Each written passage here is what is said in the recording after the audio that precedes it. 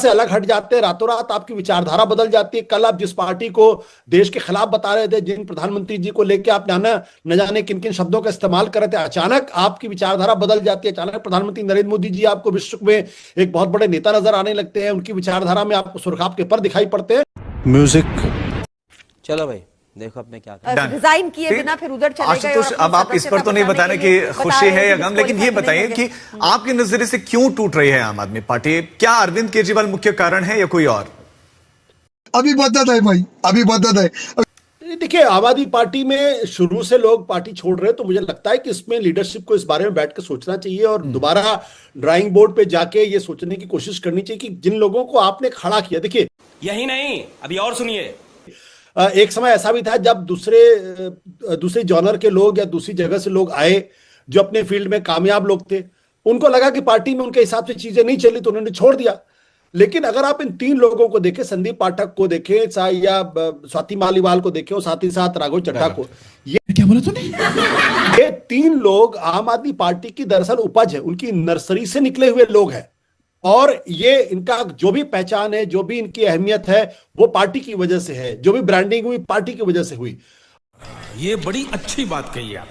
और ये अगर छोड़ के जाते हैं तो निश्चित तौर पर पार्टी को ये सोचना चाहिए कि आखिर ऐसा क्यों है कि जिनको आपने बनाया और जिनको आपने इतना बड़ा किया, जिनकी सोशल स्टैंडिंग की, जिसको पॉलिटिक्स में आपने राज्यसभा के अंदर भेजा, वो छोड़ रहे हैं।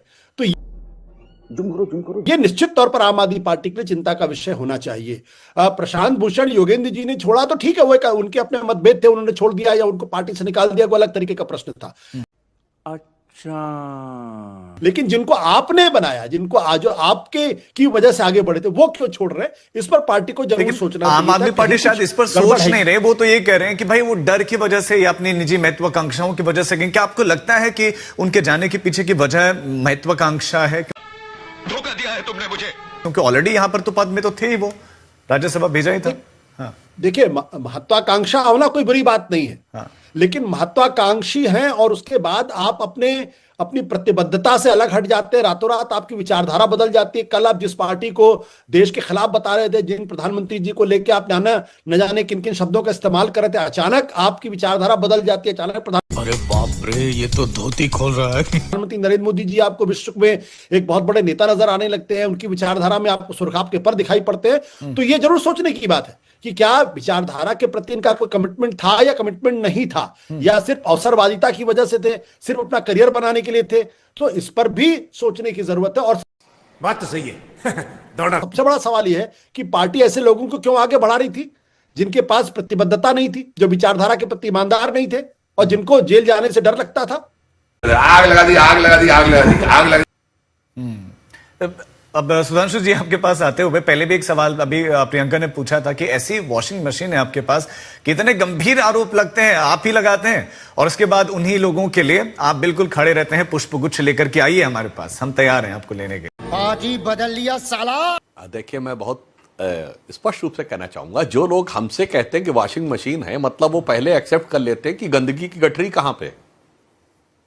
अजय जी, मैं पूछना चाहता हूं, ये गंदगी की फैक्ट्री कहां पर है जहां से गंदे कपड़े निकल रहे हैं? यानी अपने को गंदगी की गठरी मान लेना।